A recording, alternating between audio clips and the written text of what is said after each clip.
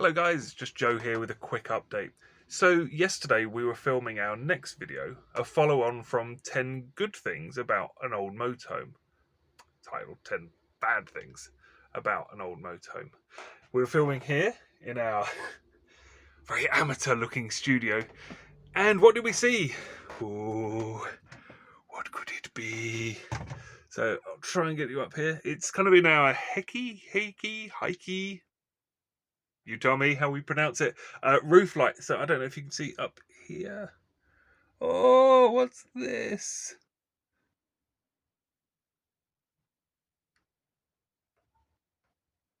Boop.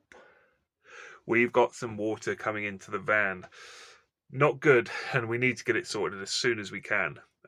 We phoned up the dealer from where we bought the van. He was pretty cool. Apparently they're very, very busy, so they can't really fit us in. They tried to say the middle of May, to which we were like, really need to get that sorted out a little bit sooner. He's been great.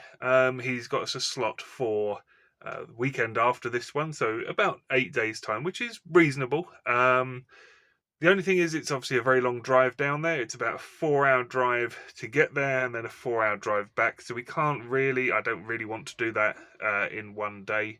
So we'll probably leave next Friday, take the van in on the very early Saturday morning.